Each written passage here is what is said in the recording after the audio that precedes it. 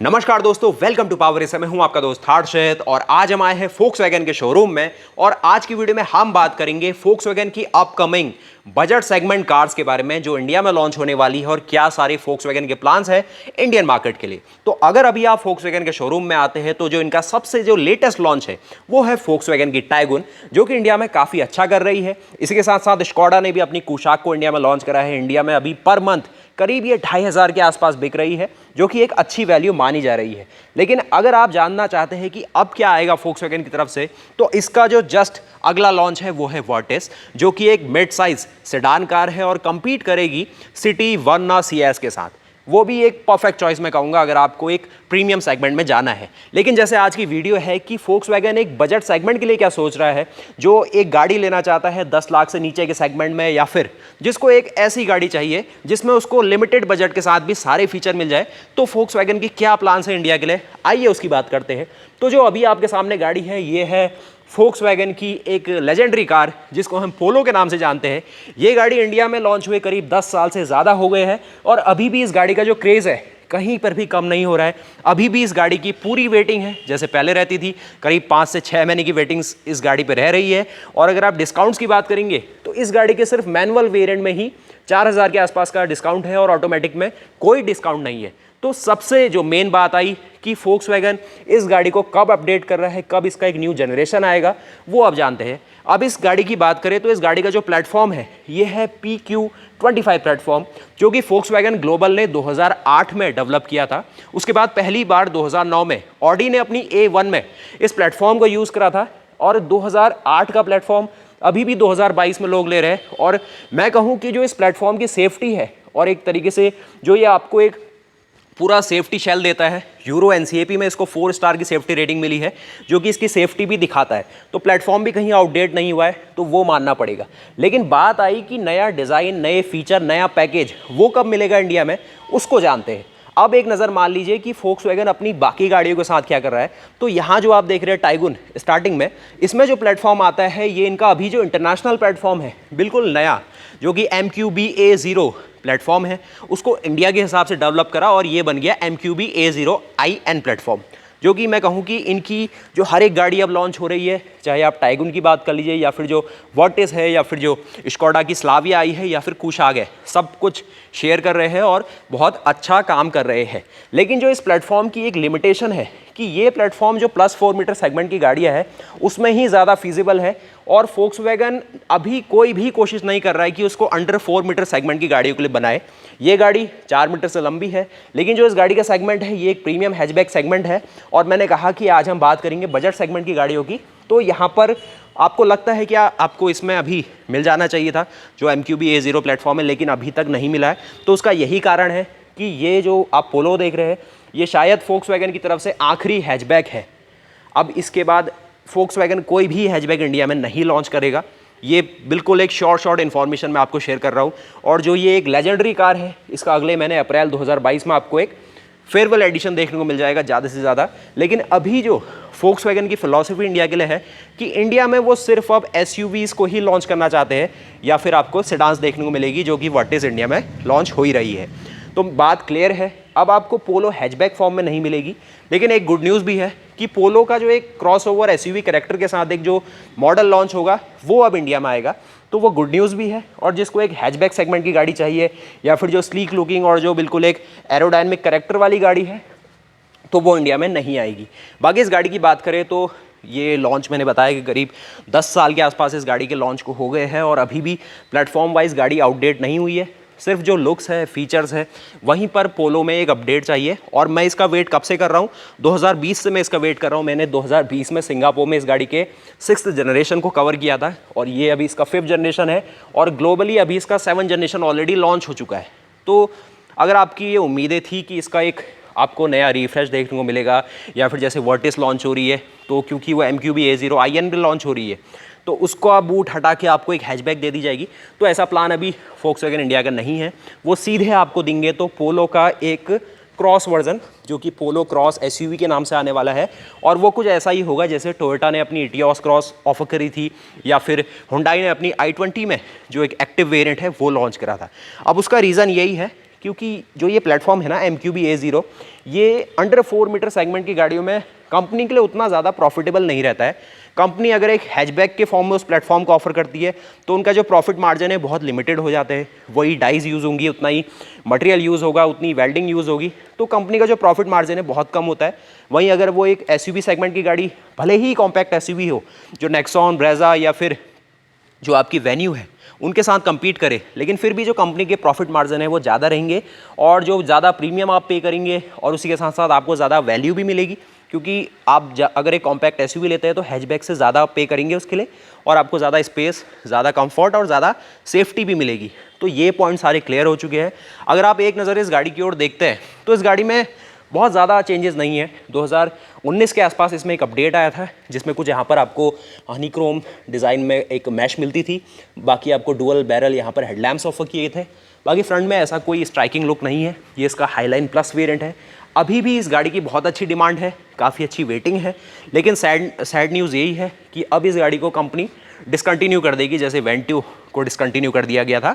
और इसका अगले महीने जो इसका एक फ़ैन लविंग है उसको एक इसका एनिवर्सरी एडिशन कह के जो इसका एक लास्ट जो एक फेयरवेल एडिशन है वो ऑफर किया जाएगा।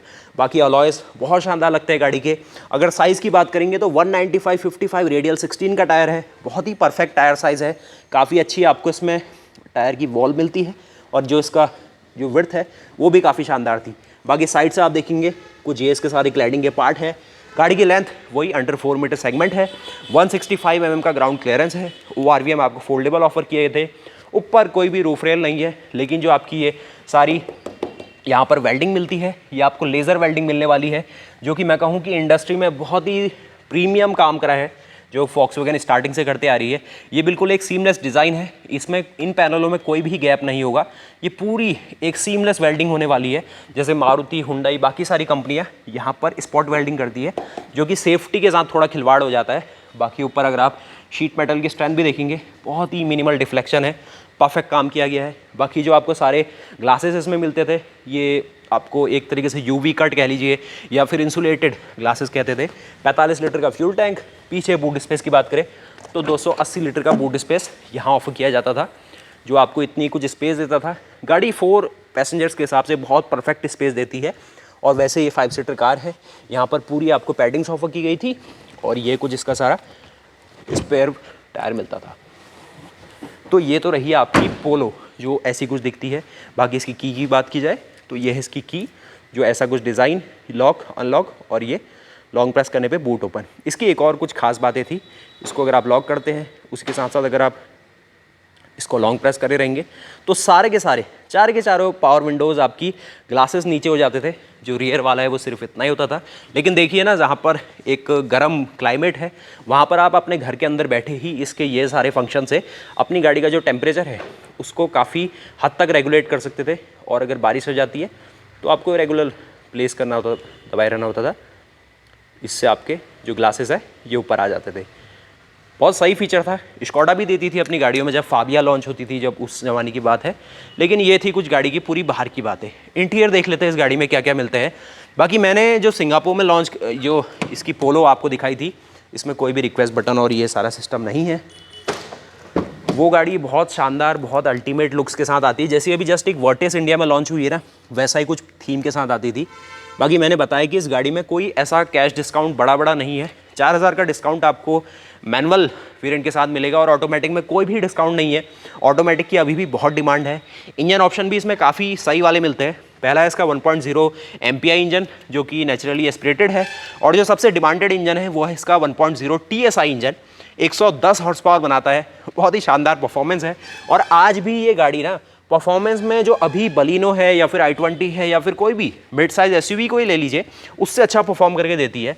और सस्पेंशन की बात करें या फिर पूरी बॉडी हैंडलिंग की बात करें या फिर स्टीयरिंग की बात करें तो बहुत परफेक्ट एक मैं कहूँगा जो कॉम्बिनेशन है फोक्सवैगन ने 2010 के आसपास ही सोच के दे दिया था। सिर्फ इसमें अभी एक इंजन का अपडेट आया है और आज मैं इसका ऑटोमेटिक वेरिएंट आपको दिखा रहा हूँ, जो कि इसका 6 स्पीड का ऑटोमेटिक है। इसमें DSG नहीं आता है, अब सिर्फ यही वाला सिस्टम मिलेगा, जो कि इसका 6 स्पीड का टॉर्क कन्वर्टर ऑटोमेटिक है। ये रिलायबिलिटी के मामले में जो आपकी DSG है उससे ज़्यादा बेटर रहता है। और की में ये वाला लोगो यहाँ अपडेट हुआ है, लेकिन इसके फ्रंट में जो बम्पर है ना, वहाँ पर कोई भी अपडेट आपको देखने को नहीं मिले है। और की के साथ खोलते ही आपको ये कुछ इसका इंस्ट्रूमेंट क्लस्टर ऑफर किया गया है। यहाँ पर सारा आपको इंजन का टैकोमीटर ऑफर किया गया और ये इसका स्पीडोमीटर है। बाकी स्टीयरिंग भी देखेंगे ना, ये आपको पूरी तरीके से टिल्ट और टेलीस्कोपिक देते हैं, मतलब बहुत दूर का सोच के इनने बनाया था। और नीचे डी कट स्टीयरिंग है। इस साइड देखेंगे सारे हेडलैम्प्स के आपके कंट्रोल्स ऑफर किए गए थे। मैंने जो 2020 वाली सिंगापुर में वीडियो आपको दिखाई है उसमें ये सारी कंट्रोल तो वही है, लेकिन जो ये डैशबोर्ड है ना बिल्कुल आपको टाइगुन की तरह मिलने वाला है, जैसे वर्टिस टाइगुन में मिलता है। बहुत ही अल्टीमेट डिज़ाइन। और ये थोड़ा जो लोगो है बहुत सही लगता है, नया लोगो दिया था। और अगर आप GT वेरिएंट लेते हैं तो उसमें ये सारी चीज़ें नहीं मिलेंगी, लेकिन वो गाड़ी इससे महंगी हो जाती है, 50,000 महंगी होती है। बस उसमें कुछ GT की बैजिंग मिलेगी और एक बड़ा सा आपको ऊपर स्पॉइलर मिल जाता है पीछे की तरफ से। बाकी यहाँ भी देखेंगे स्पेस गाड़ी में सेगमेंट जैसे बलिनो ऑफर करता है उतना नहीं मिलेगा, लेकिन सेफ्टी की बात कर लीजिए या फिर जो पूरा कंफर्ट है इसका बहुत सही है।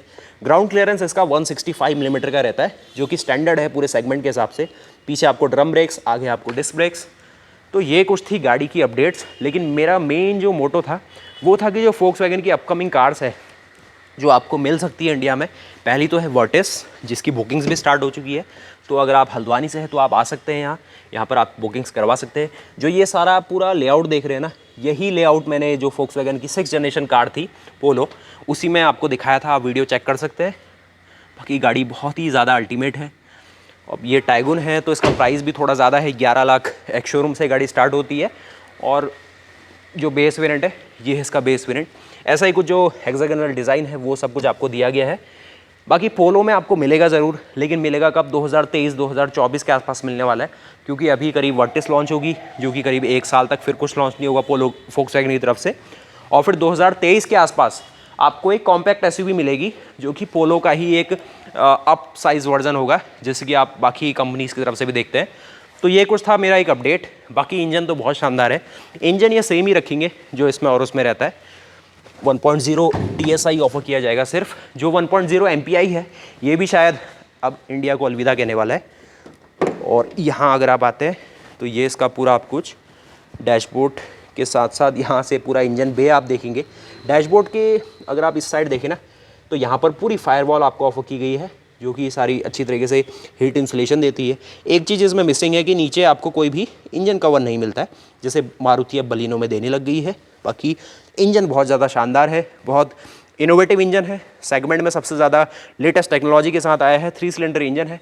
और यहाँ पर आप देखेंगे कुछ आपको यहाँ पर इंसुलेशन ऑफर की गई है। बाकी कूलेंट के लिए कहते हैं कि लाइफ टाइम वारंटी है इसकी, बट आपको एक स्पेसिफिक किलोमीटर में इसको चेंज करवाना ही होता है। इस गाड़ी की वारंटी की बात करें तो 4 साल की इस गाड़ी में अभी वारंटी है। बाकी RS आपको फ्री मिलता है। और जो इनकी सबसे सही चीज़ रहती है ना, एक तो इसकी बिल्ड क्वालिटी हो गई कि गाड़ी का जो आपको पूरा डोर थर्ड है या फिर जो प्रीमियम क्वालिटी है, एक तो ये है।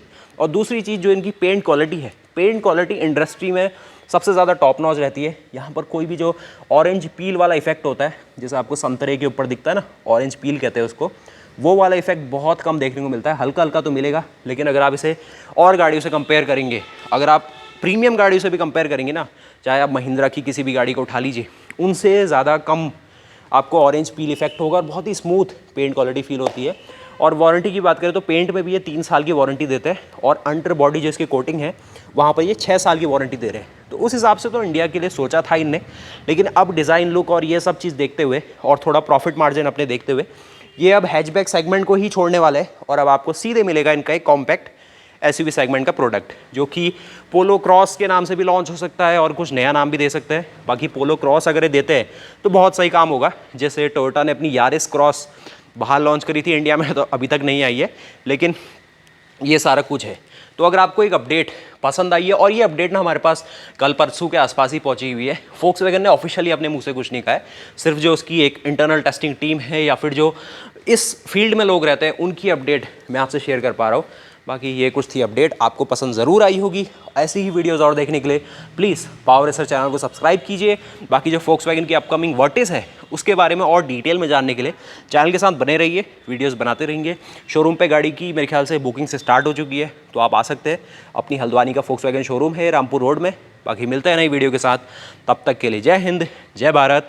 और अगर आप पोलो के बारे में और अच्छी चीज़ें जानना चाहते हैं तो मुझे कमेंट करके बताइए, मैं इसकी एक स्पेसिफिक वीडियो बनाऊंगा। मैंने इसकी ज़्यादा डिटेल वीडियो आपके लिए अभी नहीं बनाई है, क्योंकि इस गाड़ी में ना एक तो देखिए आखिरी पीस ऐसे कुछ बच रहे हैं अब, और उसके साथ साथ अभी कंपनी का ध्यान भी अपनी जो सबसे ज़्यादा एक मिड साइज़ SUV है उस पर ही है, टाइगून के ऊपर। और अब मैं कह ही रहा हूँ कि 1-2 साल में आपको इसका एक अपडेट भी देखने को मिल ही रहा है। तो ये कुछ थी आपकी पोलो। बाकी ये वाला जो स्लॉट है थोड़ा सा आपको हार्ड मिलता है, बाकी गाड़ी बहुत अल्टीमेट है। बस यही था कि इसको एक रिफ़्रेश मिल जाना चाहिए था 2018-2019 के बीच में, लेकिन उस समय एक हल्का सा फेसलिफ्ट दिया गया, जो कि थोड़ा सा अभी जो इंडस्ट्री दे रही थी उससे थोड़ा लैग आउट हो चुका है। अब सीधे ही एक नया प्रोडक्ट आएगा और इसमें एक फेयरवेल एडिशन होने के बाद इसको गुड बाय कह दिया जाएगा। तो मिलता है नई वीडियो के साथ, गुड बाय, जय हिंद, जय भारत।